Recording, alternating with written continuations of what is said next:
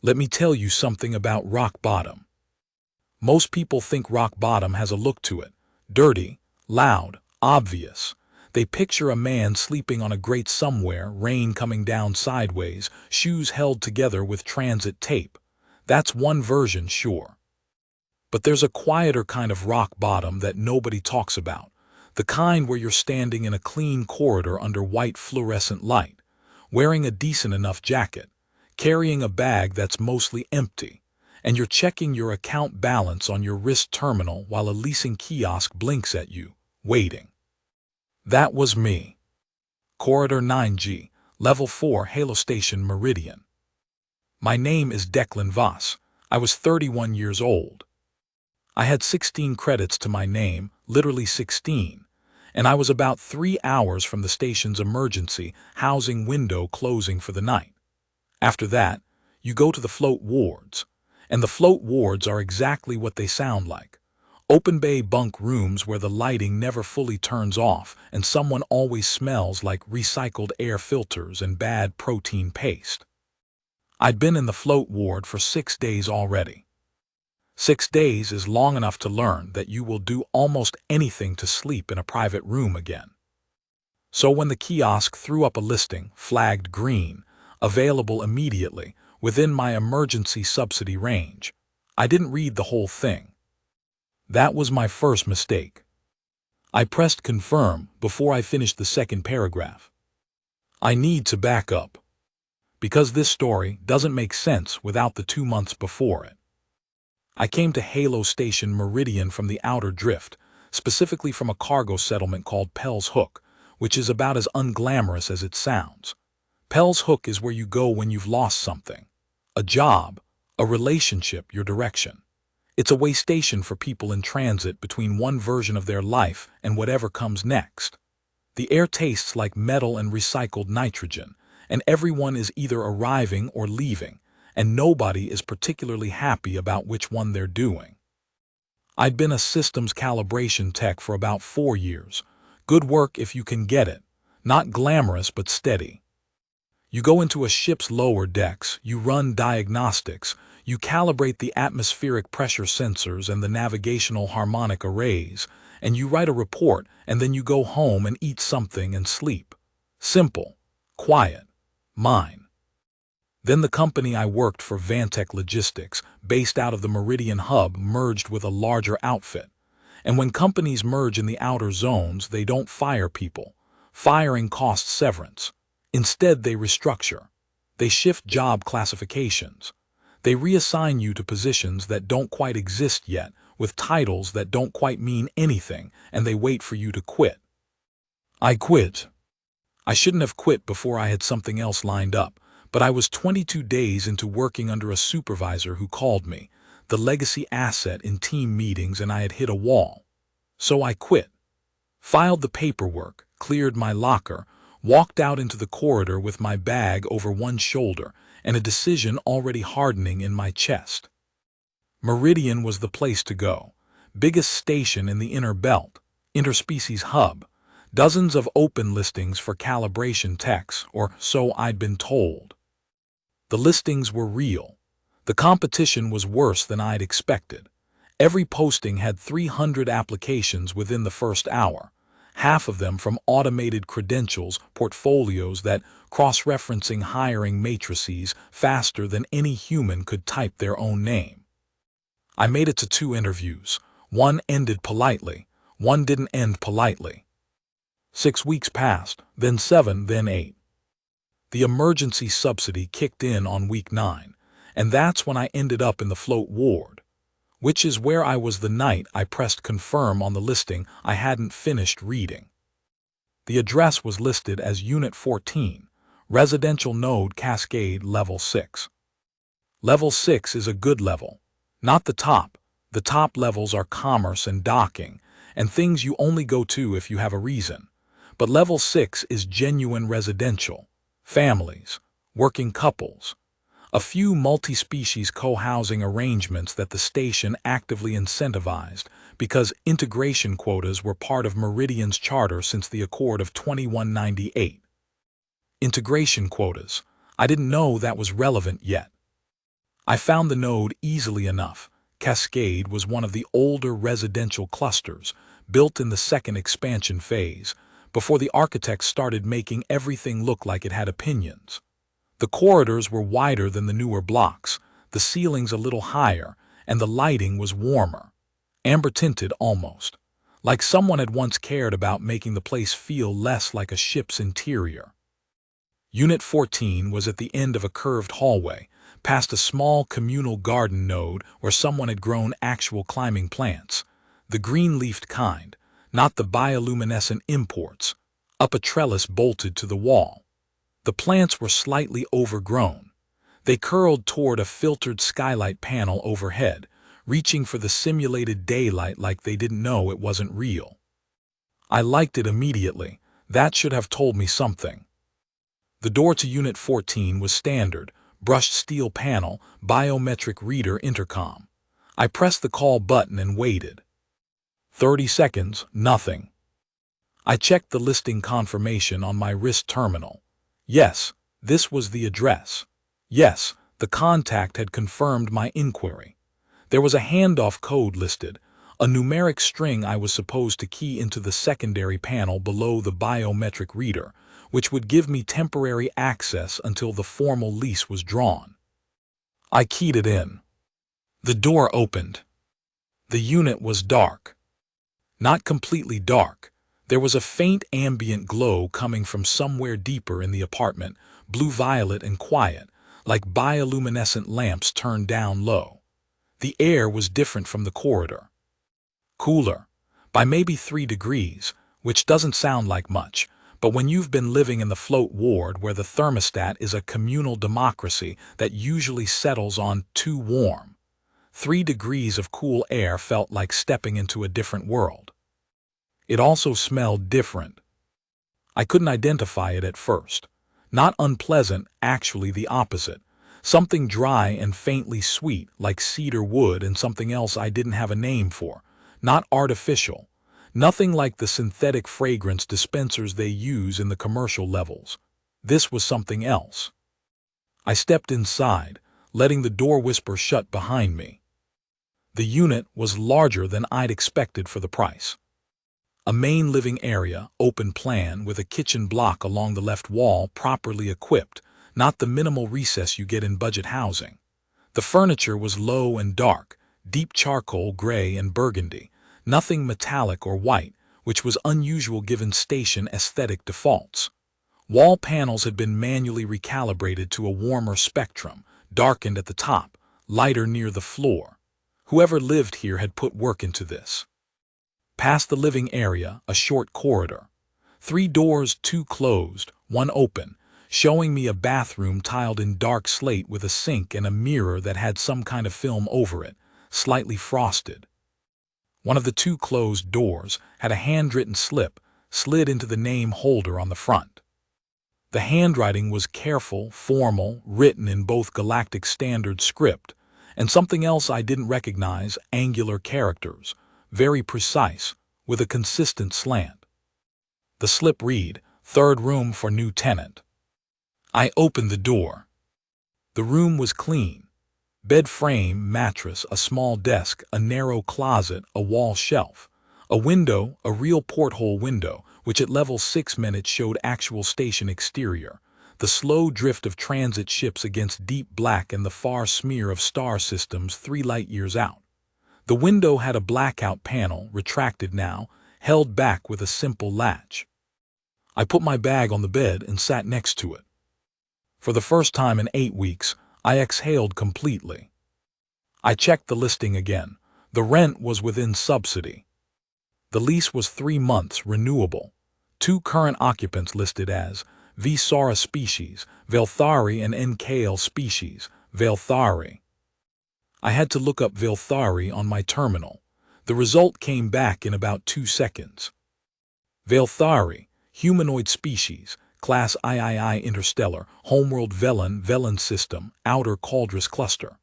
Bipedal, estimated lifespan 801,200 standard years. Nocturnal by biology.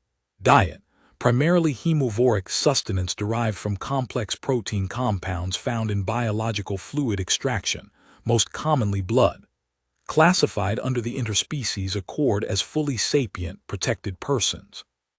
First contact established 2187. Current meridian population, approximately 4,200. Cultural designation. I stopped reading at Hemovoric. I sat very still. I read the word again. Hemovoric. And then from somewhere in the apartment, a soft sound. A door opening, footsteps quiet and unhurried, and then a voice. "You are the new tenant." It wasn't a question. She was tall. That was the first thing, just the height of her. 6 feet, maybe a touch more, and she moved with the kind of measured ease that made the room feel smaller without her having done anything threatening at all. She was wearing something loose and dark, a long-sleeved garment, soft-looking like something between a robe and a high-collared shirt, and her hair was black and straight and cut precisely at her jaw. Her skin was very pale. Not sickly pale, not the pallor you associate with illness or lack of sun. A different kind of pale, marble pale. Cool-toned and even. Her eyes were the part that took adjustment. They were dark, so dark the irises were nearly indistinguishable from the pupils, with a faint violet luminescence at the edges. Not glowing, not dramatic, not like the science fiction vids I'd watched growing up where alien eyes pulsed and flared. Just a quiet, steady ring of violet light like the afterimage of a bright lamp. Present. Calm. She was looking at me with an expression I couldn't fully read. Patient maybe. Measured. "Yes," I said after a moment that was slightly too long. "I'm Declan Voss. The handoff code worked. I confirmed the listing." "I know," she said. "I approved it. I am Velith Sara." She inclined her head just slightly. "The room is ready for you. I trust you found it acceptable." Yes, it's good, thank you." She nodded again, that same minimal gesture. "I should tell you some things about the unit," she said, "so that there is no confusion later." "Please," I said, and I meant it. She moved to the kitchen, not toward me, just to that side of the room, and set a small electric kettle on the counter. She did it the way someone does a task they've done 10,000 times, without looking, without thought. "The thermostat is set to 17 degrees, she said. "This is comfortable for us and approximately 2 degrees below the standard human preference. If you require adjustment, the panel in your room can be individually calibrated. We ask only that the main unit remains below 20. 17's fine," I said. And it was. The kitchen is shared. We do not cook often, our nutritional requirements are met differently, but there is a full food synthesizer, 2 temperature-regulated storage units, and a microconvection oven, all yours to use freely. We only ask that strong-scent items, certain proteins, fermented things, be kept in the sealed unit on the right. I nodded, reasonable. The living area is shared. We are typically not active during the station's standard day cycle. You will have the space largely to yourself between 800 and 1900. After that, we are usually present. What time do you, what's your schedule generally? She considered this. We sleep from approximately 600 to 1600.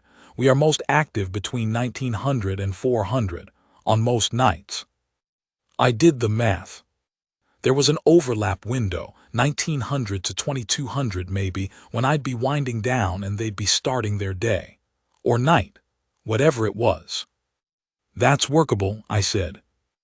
"Good." She turned to look at me directly. The kettle had begun to warm. "Is there anything you wish to ask me? I prefer directness. It saves time." I looked at her, at those dark, calm eyes with their quiet ring of violet. "The listing," I said. "It mentioned Velthari are Hemovoric." "Yes." "So you do. "We do not feed in the apartment," she said. Her tone was matter-of-fact, completely without edge. "We have arrangements elsewhere, medical-grade supply primarily, licensed through the Station Health Authority." A slight pause. "You are not in danger, Declan Voss. I want to be clear about this." Something in the way she said it, the absence of performance, the lack of any attempt to soften or reassure beyond what was accurate, made me believe her more than a carefully constructed speech would have. "Okay," I said. The kettle clicked off. "I made tea," she said, and it took me a second to realize she'd made it for me. Human tea. The kind that comes in little sealed packs, black, nothing synthetic about it. She set a mug on the counter and pushed it gently in my direction. I crossed the room and picked it up. It was exactly the right temperature. The second one came out at midnight. I don't mean she appeared suddenly or dramatically. It wasn't like that.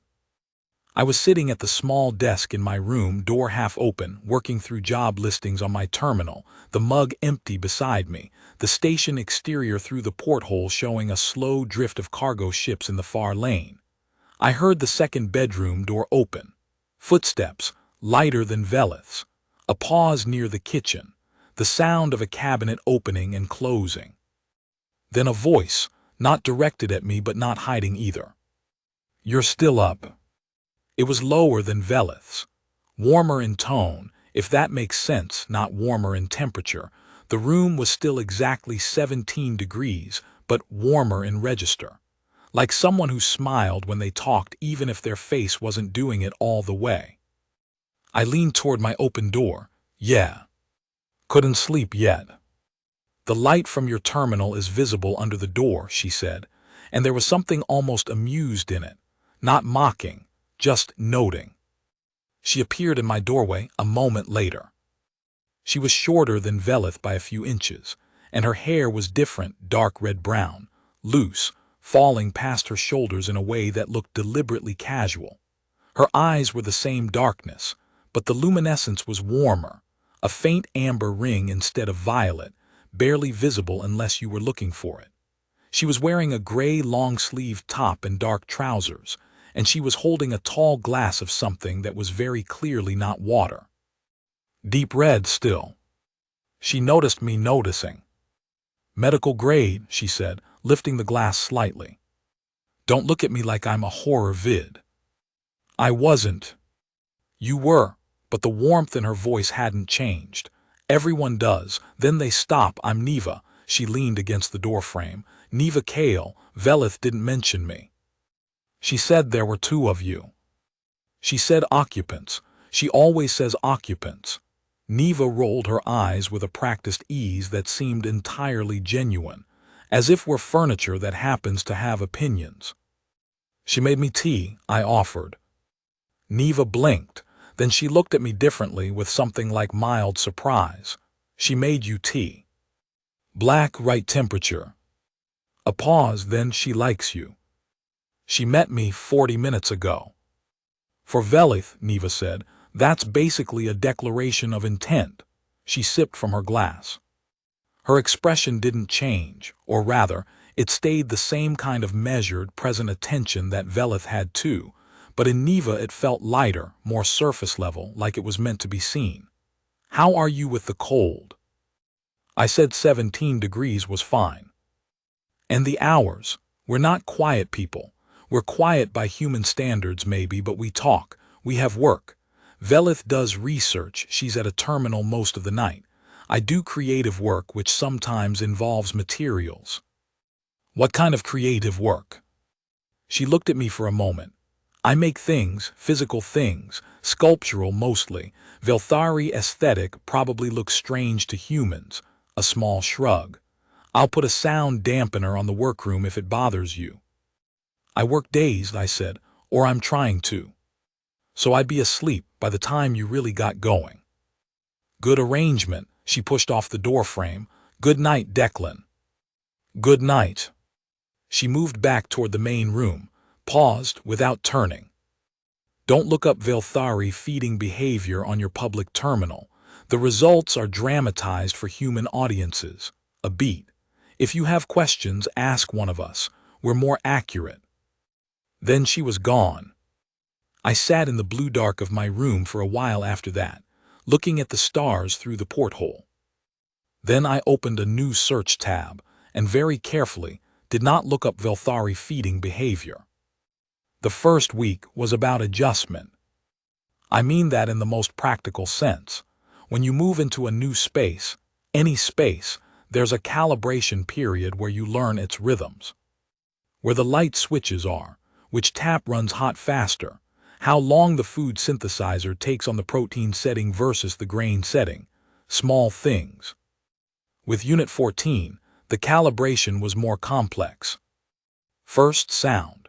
The apartment was quieter than I expected, given that 2 people were awake and working from about 1900 until well past 400. Velthari, I learned, moved differently than humans. Not unnaturally, nothing that set off any alarm responses in the older parts of my brain, but with an economy of motion that reduces ambient noise. They don't shuffle. They don't drag their feet. They don't make the 1,000 small, unnecessary sounds that humans produce constantly, without realizing it. I, by contrast, sounded like a one-man construction crew compared to them. This became apparent the second morning when Velith, emerging briefly from her room at 700 to retrieve something from the kitchen, passed me making coffee, and waited with serene patience while I managed to knock the mug handle against the counter, bump the synthesizer door open with my elbow, and drop a spoon. She said nothing, just watched. "I'm usually more coordinated," I said. "I did not say you weren't," she replied, and took her retrieved item back to her room. Second, light. The ambient level in the shared area stayed low, not dark, not dim in an uncomfortable way, but lower than standard station residential spec, around 40% of maximum. I got used to this faster than I thought I would. There's something restful about it. The blue-violet of their preferred lamps was calibrated to a spectrum that Velthari find neutral and humans find slightly drowsy-making. By the end of the first week, I was sleeping better than I had in months. Third, the smell. Whatever that dry, faintly sweet cedar and something scent was, I identified it in the second week as a Velthari atmospheric preference, a mild aromatic compound they secreted or preferred in their environments, somewhere between a pheromone and a comfort scent. It was consistent throughout the apartment, not strong enough to notice consciously after the first day, but present. And by day 4 I'd stopped noticing it at all, the way you stop hearing the station's ambient hum. The strangest part was how ordinary it all started to feel. She was a researcher, not a station academic. Velith Sora was employed by a private xenobiology think tank called the Caldrus Institute, which operated out of a rented lab block on level 8. I found this out on day 3, when I saw her leave at 1930 wearing what was clearly professional attire, dark, fitted, precisely buttoned, with a thin high collar that was a feature of formal Velthari dress, carrying a case that had the look of research equipment. "What do you study?" I asked from the kitchen, genuinely curious. She paused at the door. Hematological interaction between sapient species under prolonged cohabitation, the biochemical exchanges, environmental adaptations. I blinked. "Mutual biological adaptation," she said, translating. "How species change when they live near each other long enough." I thought about it, that's actually fascinating. Something shifted in her expression. Barely, but it was there, a kind of slight recalibration, like she'd anticipated a different response. "Most people find it unsettling," she said. "Why species adapt? It's what biology does. The hematological part tends to prompt certain reactions in humans. I figure if I'm going to live here, I need to get past that word," I said. She looked at me for another moment. Then she said, "There is a public summary of my current work on the Institute's information node, if you're curious." She left.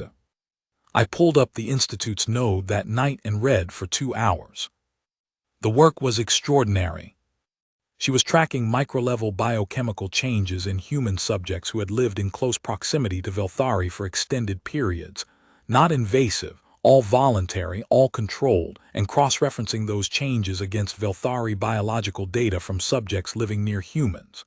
The hypothesis was mutual microadaptation, that sapient species, when in sustained contact, begin making small adjustments to their biological systems. Not dramatic, not visible, but real. She was trying to find the evidence for it. She was 3 years into the study. I read the summary twice and then went to bed thinking about the idea that every species changes other species just by being near them.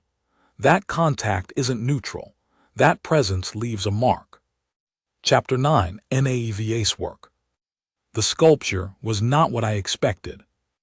On day 5, Neva left the door to her workroom open while I was passing through the corridor. I don't know if it was intentional. Maybe it was. She was sitting at a work surface that took up most of one wall, surrounded by materials I didn't fully recognize, dark metal compounds, something that had the color and translucency of dark glass, and what appeared to be organic filament strands that she was weaving into a frame structure. The piece she was working on was about 2 feet tall. It was, I want to describe it accurately, it was a shape that looked like it was in motion without moving. A spiraling column with branches that curved outward and then back, like something reaching and then reconsidering. The materials caught the low light and held it, that blue-violet again, and released it in slightly different tones at different angles. "It's a memory structure," she said without turning around. She'd heard me stop. "Vilthari aesthetic concept. We build representations of significant sequences of time, not photographs, not static. The shape holds the movement." "Whose memory?" I asked. "Mine." A pause. "My homeworld, specifically the coastline of my family's regional territory. We left when I was 200. She said it the way someone says we moved when I was 12, with that same mild weight of distance. 200, I repeated, and then because I'd read enough by then, "How old are you now?" She turned to look at me. There was that warmth again, the amber-lit edge of it, amusement and something more genuine underneath. 341, she said. "And Velith?" 487, a small smile. "She will tell you she's 486. She does not count the year of her naming ceremony, Vilthari custom." "Why?" "Because the naming ceremony is when the individual self is considered to begin. Before that, you are still partly collective." She turned back to her work. Her fingers moved through the filament strands with a precision that was almost hypnotic to watch. "By our reckoning, you are an infant, Declan Voss." 31. Yes, the smile was still in her voice, an infant.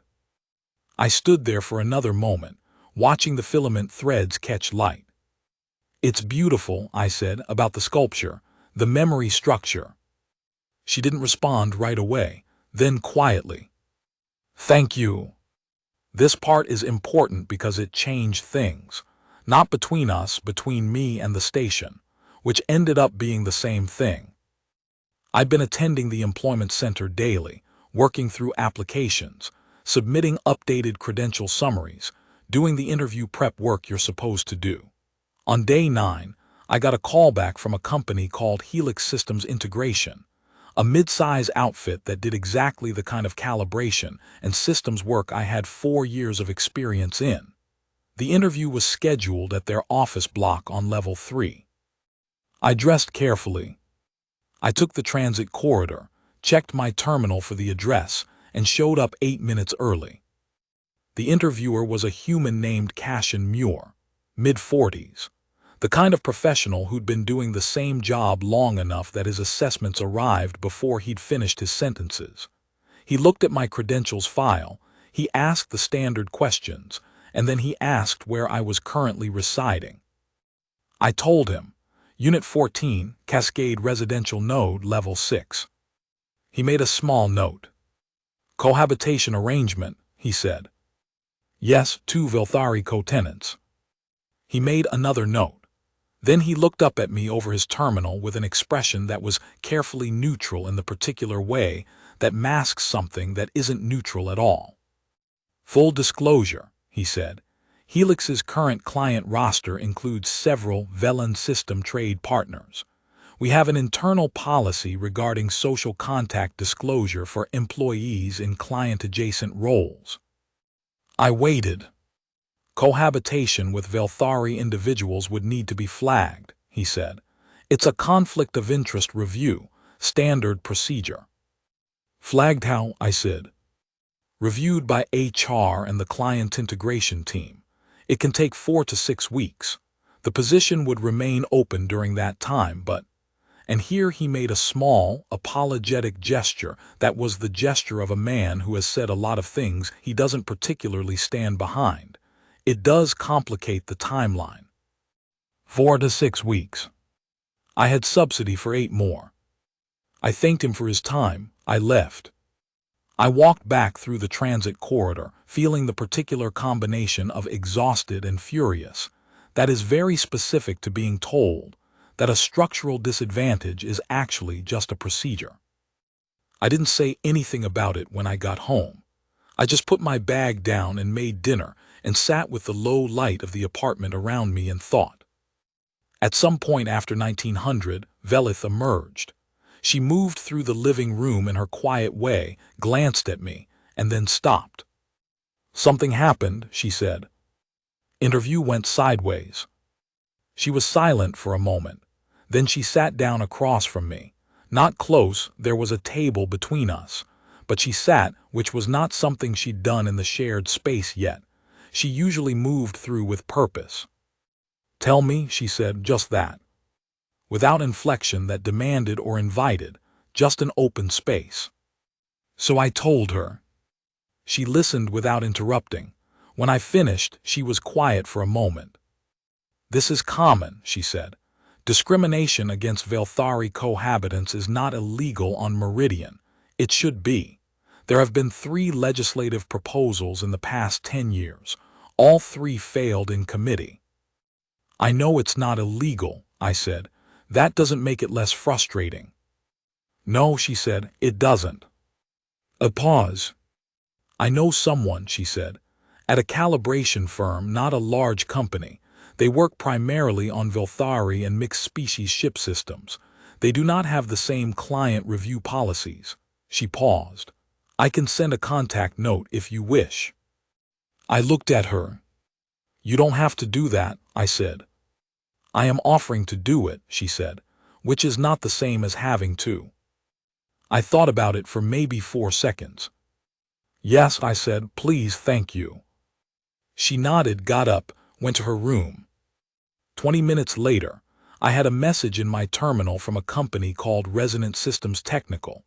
A contact note from Velith Sora attached, brief, factual, describing my qualifications with a precision that suggested she'd either read my credentials file or had an extraordinary memory for things people mentioned once in passing. Probably both. I should describe the station, because it matters to the story. Halo Station Meridian is not a colony ship. It's not a way station. It's not a transit hub, though it performs all 3 functions incidentally.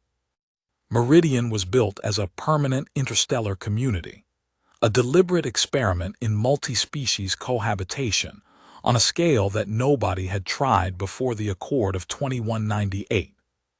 37,000 residents, 12 recognized sapient species, 7 partial recognition status species still in integration assessment, a government structure that is part council, part tribunal, part ongoing argument that has been running for 28 years and hasn't collapsed yet, which everyone agrees is the most remarkable thing about it. The station is a ring structure, not the spinning kind. That's old technology, built around a central hub using gravity plate arrays that give you full standard G everywhere except the outer spoke corridors and the docking bays.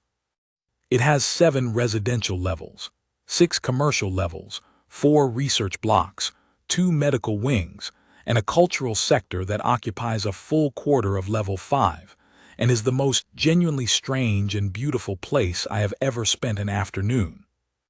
Interspecies life on Meridian is real. That's the word I keep coming back to.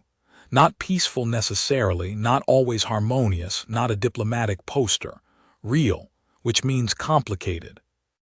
Which means there are days when the transit corridors smell like three incompatible atmospheric preferences colliding, when the restaurant sector has a noise ordinance complaint filed every 48 hours, when a Cravathi delegation and a Velan trade mission end up in the same elevator, and the diplomatic tension is so thick you can feel it as a pressure change.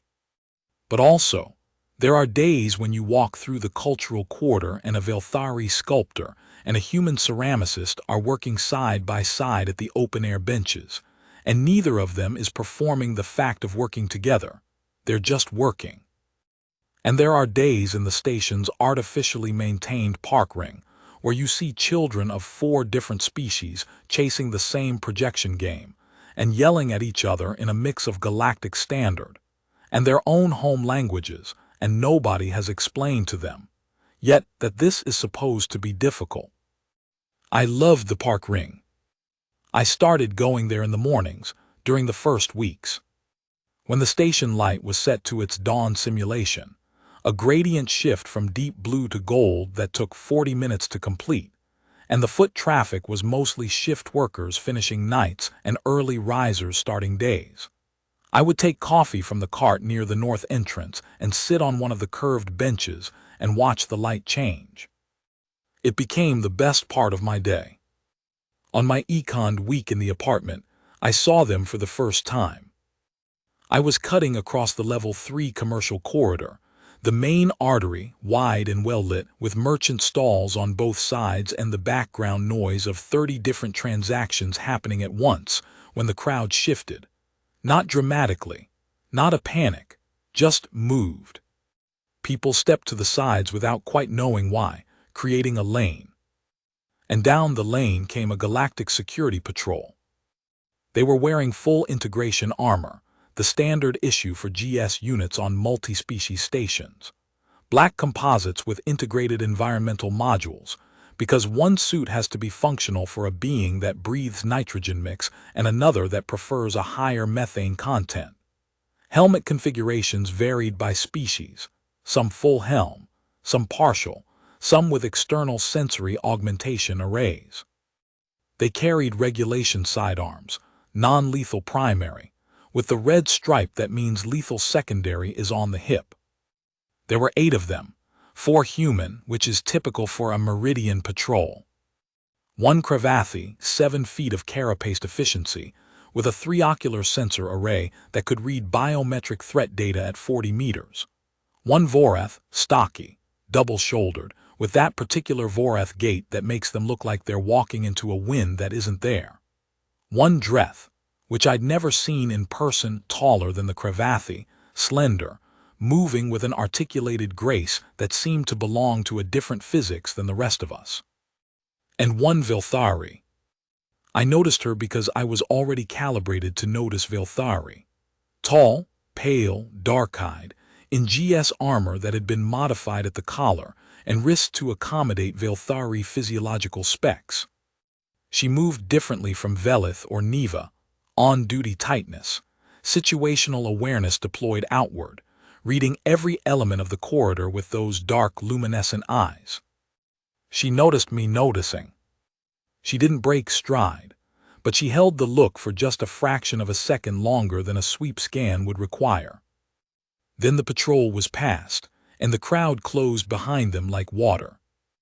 I stood there for a moment, thinking about Meridian, about what it actually takes to build a place where a Cravathi and a Dreth and a Velthari are wearing the same uniform, not thinking the same thoughts, not having the same history, not pretending any of that isn't there. Just the same uniform, the same job. That's the whole experiment. That's what this station is trying to prove. 3 weeks after I moved in, something happened. I was in the apartment. It was around 1400, station time, well within the overlap window when my roommates were asleep, and I had the place to myself. I was doing a systems analysis practice exercise on my terminal, preparing for a follow-up interview at Resonant Systems Technical that was scheduled for the following day. My terminal chimed, emergency broadcast all station. Alert, level 2, sector 7. Unauthorized atmospheric event. All non-essential personnel advised to remain in current location. GS response deployed. I checked the news feeds. It took a few minutes for anything coherent to come through. When it did, the picture assembled slowly. A cargo transfer in the Level 2 industrial zone had gone wrong. A sealed atmospheric pod, the kind used to transport environmental materials for species-specific habitats, had ruptured. The compound inside was a Class 2 irritant to humans and a Class 4 hazardous to at least 2 other species whose residential blocks were in the sector. The rupture wasn't an accident. Initial GS assessment was deliberate sabotage. The corridor outside had gone quiet. Meridian lockdown protocols are efficient. Within 4 minutes of a broadcast alert, the residential levels seal their intercorridor gates, reducing population movement to essential personnel only. I was stuck in the apartment, which, given what happened next, was probably fortunate. At approximately 1500, an hour into the lockdown, I heard movement from behind Velith's door. This was unusual. Outside their sleep window by an hour, at minimum. The door opened.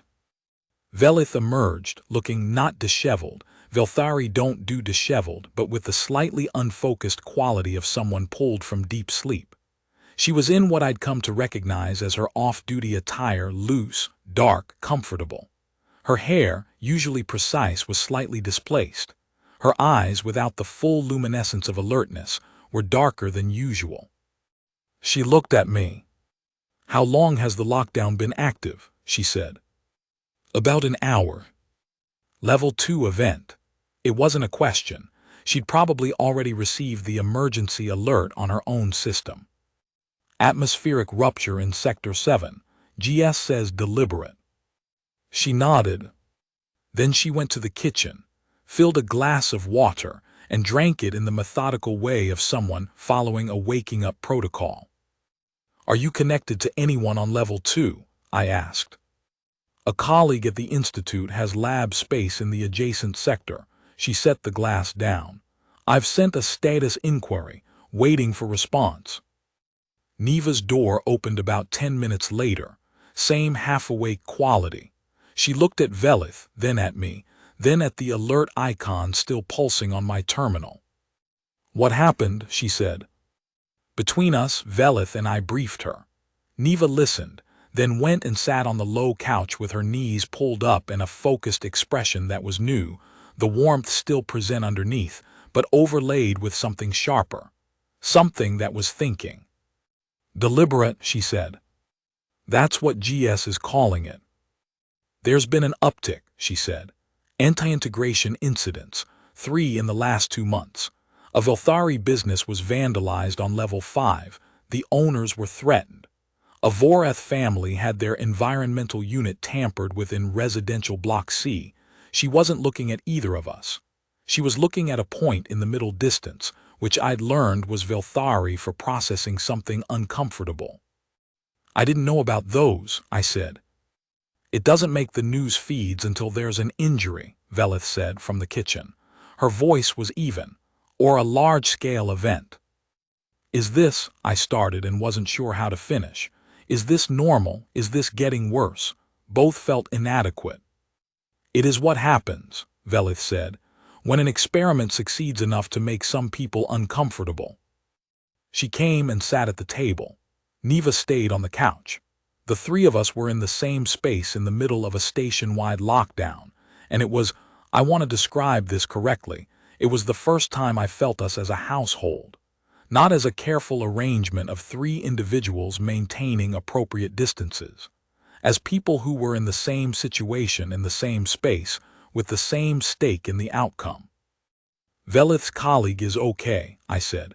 The response had just come through on her terminal, visible from where I was sitting. Green status. She looked at her terminal. Some of the tension in her posture, invisible to me before that moment, only visible now that it was easing, released. "Good," she said. We waited out the lockdown together. It lasted another 3 hours. Neva made something that turned out to be a Velthari recipe adaptable for human consumption, an herbed grain dish, warm, that she served in a way that meant she'd known I'd be hungry and had checked what I had in the synthesizer rather than ask. Velith read, or appeared to read. Her eyes tracked her terminal steadily for most of the time, though she paused now and again in ways that suggested she was thinking more than reading. By the time the all-clear came through, it was after 1800.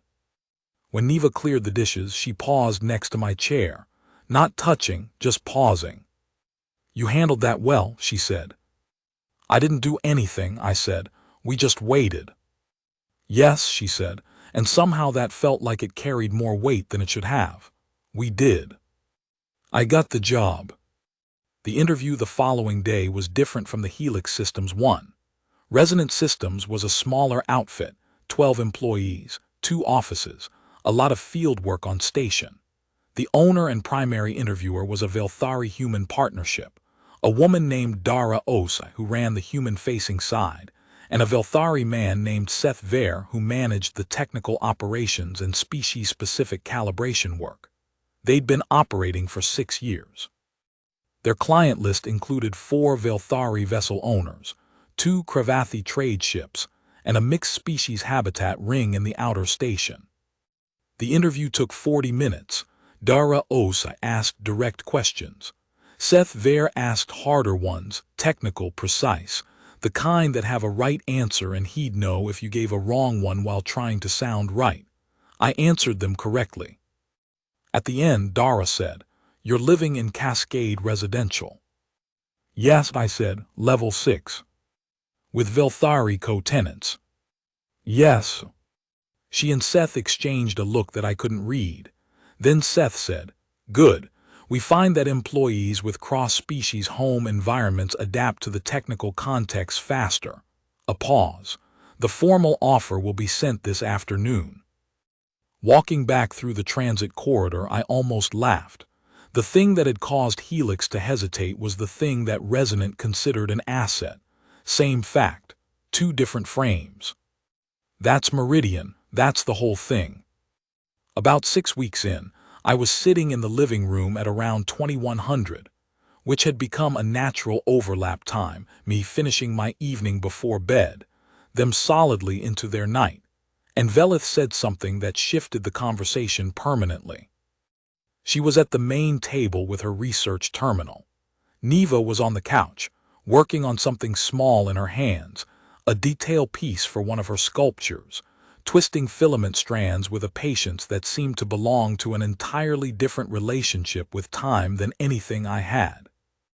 I was reading, just reading, a long-form piece about Meridian's integration history that I'd been working through for a few nights. "We had a previous tenant," Velith said without preamble. I looked up. "Human," she continued. She was looking at her terminal, not at me. "His name was Oren. He lived here for 4 months. What happened? He asked to be relocated." A pause. "He was not unkind. He was simply uncomfortable. The difference between his day and our night, the biology of it, became something he could not settle into." Another pause. "He was never unkind," she said again, as if that needed to be recorded. "But he left," I said. "He left." She looked at me then. "You have been here 6 weeks. You have not left. You have also not," she paused, choosing the word, "receded." "Receded." Some tenants stay but withdraw. They use the room and not the space. They keep the door closed. They do not, a glance at Neva, sit. Neva was looking at me now too. "I like sitting," I said, which was not the most articulate thing I'd ever said. Something passed between them. That particular Velthari communication that exists below words. I'd been noticing it for weeks.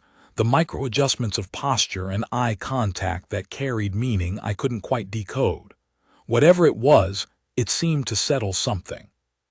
"We would like to extend the lease option," Velith said, "if you are willing, beyond the initial 3 months, an annual arrangement." I sat with it for a moment. "I should probably see if I can handle 3 months first," I said. "You are handling 3 months," Neva said. You have been handling it for 6 weeks, with 4 more to go. Yes, she said, the warmth again. With 4 more to go. Chapter 16. What I learned about VALTHARI. Things I learned over 6 weeks that weren't in the public database. Velthari remember everything, not in the savant way, not with perfect recall of every sensory detail, but they don't lose information the way humans do. What they experience enters long-term memory essentially intact. Neva once described what it was like to remember the coastline of her homeworld from 300 years ago as similar to looking at a photograph, clear, fixed, present. The emotion fades, she said. The image does not. I thought about that for a long time. Velthari are intensely private about feeding.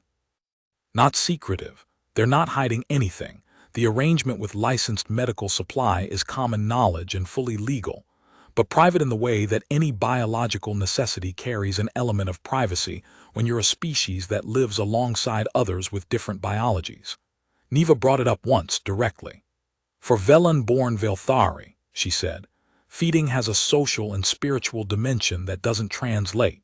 In human language, the nearest thing might be communion. Here, in this context, on this station, we manage it practically and quietly. It's a grief we don't perform. I didn't know what to say to that, so I just nodded. I think that was the right choice.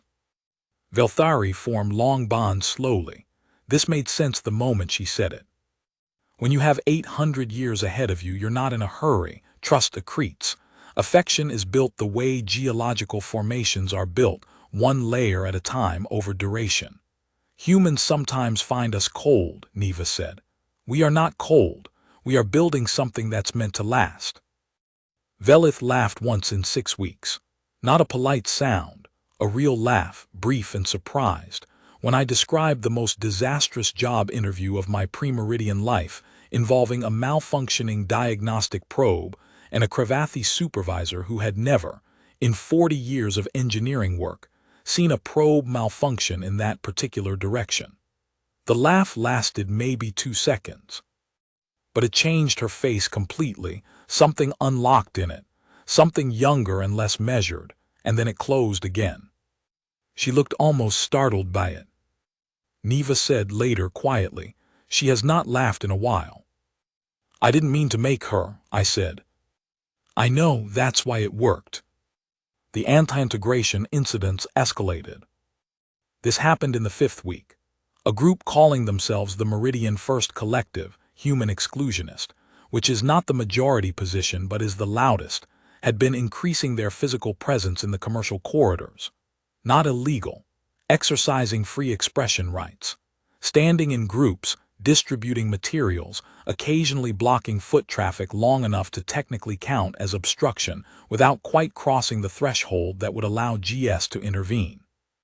On the day in question, I was coming back from a site job with Resonant Systems. We'd been calibrating pressure sensors on a Velthari merchant vessel in Bay 14, which was a 3-hour job and had gone well, and I was tired in the good way that comes from competent work done. I was cutting through the level 3 corridor. I heard them before I saw them. 6 of them near the corridor junction. Meridian First materials in hand, blocking the main flow with the practiced insolence of people who know exactly where the legal line is. Most people were going around, heads down, adjusting routes, choosing not to engage. Behind me, footsteps, familiar, that particular economy of motion. I turned. Velith was 3 meters back. She'd been in the commercial sector, returning from a supply errand. She'd arrived at the corridor junction at the same time I had, from a different direction. Her expression was neutral in the absolute way that meant it had been carefully set there. One of the Meridian First people saw her, said something. I won't quote it. It was the particular variety of dehumanization, dehominization, more accurately, that doesn't rise to criminal but is intended to wound. Velith's expression didn't change. The person said it again, louder. Something happened to me. I couldn't tell you exactly what. It wasn't planned. It was the particular anger that rises when something unfair is made visible in front of you, and the only alternative to responding is choosing not to see it. I walked to where Velith was. I stood next to her. "We're going to keep walking," I said, loud enough for the corridor to hear. Calm, the way Velith was calm, like I'd learned something from 6 weeks of watching her. She looked at me. Something moved in her dark eyes, something I still don't have the right word for. We walked through the corridor together. Nobody stopped us. The Meridian first person said something at our backs. We kept walking. At the far end of the junction, Velith said, "You didn't need to do that." "No," I said, "I know." A pause. We walked together for another moment. "Thank you," she said. I nodded. We went to our separate destinations.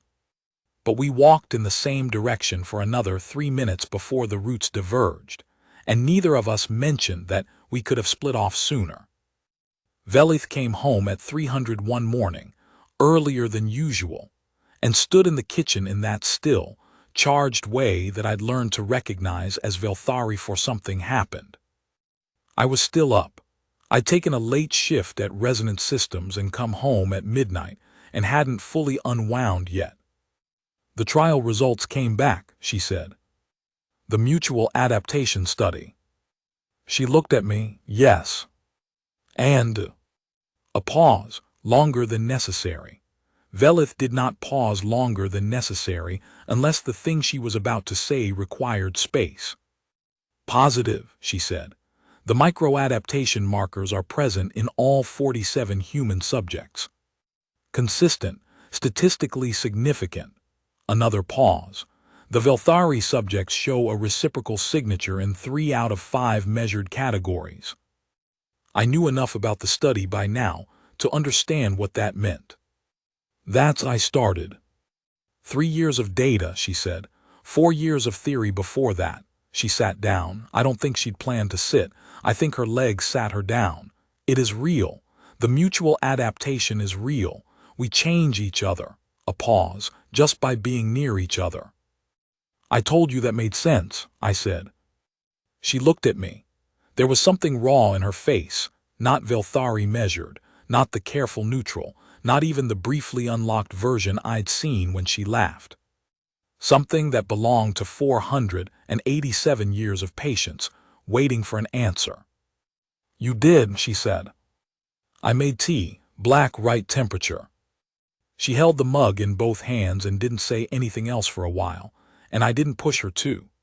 We sat in the low-lit kitchen at 300, and the station hummed its constant hum around us, and somewhere in the distance a cargo ship made its slow transit past the porthole. Neva emerged at 3:30. She looked at Velith. She looked at the mug. She looked at me. She read the room completely in about 4 seconds. "It worked," she said. "It worked," Velith said. Neva sat down on the 3rd chair and put her hands flat on the table and said nothing for a while either, just was there. That was the moment I understood, I think. That I wasn't a tenant anymore. Or rather, that tenant was too small a word for whatever I was. In month 3, GS Command issued a directive. This is public record. It's in the Meridian Governance Archive. Directive 2247 is Interspecies Cohabitation Verification Protocol, driven by the anti-integration incidents, by political pressure, by the Meridian First Collective's lobbying efforts in the Council. The directive required any mixed-species cohabitation arrangement that included a Velthari resident to register with GS and undergo a periodic compliance review. It was, in the words of the dissenting council members, who made the news feeds, targeted harassment dressed as administration. The meeting was held in the GS offices on level 4. Velith, Neva, and I all attended. The compliance officer was a human, efficient professional, not personally invested in the outcome in either direction. She ran through the checklist: lease documentation, tenant records, atmospheric compliance, nutrition management protocols, which is what they called the hemovoric supply arrangement. She paused at that last one. Your current supply arrangement is through Meridian Medical Grade, registered with the health authority. Correct, Velith said. And there has been no on-site feeding. Correct, Velith said, the same tone she used to answer any question, even. The officer looked at her notes, looked at me. Mr. Voss, as the human co-tenant, have you experienced any concerns about safety or comfort? I looked at her, at the form on her desk, at the particular bureaucratic theater of being asked whether I felt safe in front of the people I lived with, as if the answer to that question could be reliable under those conditions. No, I said. She made a note. Any incidents of unwanted contact, unusual behavior. I thought about Velith making tea at exactly the right temperature on my first night. I thought about Neva's memory structure and the coastline of a world she hadn't seen in 300 years. I thought about sitting in a lockdown with an herbed grain dish and 3 people waiting together. I thought about a corridor junction on level 3 and 2 sets of footsteps moving in the same direction. No incidents, I said, nothing unwanted. The officer made another note, stamped something. Handed Velith a compliance confirmation. You're cleared, next review in 6 months. We walked out together. In the corridor, Neva said quietly, the particular sharp edge of controlled anger in her voice. They did not ask me those questions. They asked the human, Velith said. Yes, a pause, because only the human's answer counts. The 3 of us walked through the corridor. The station hummed. The cargo ships moved in their slow lanes outside. It's going to change, I said. They both looked at me. It's going to change, I said again.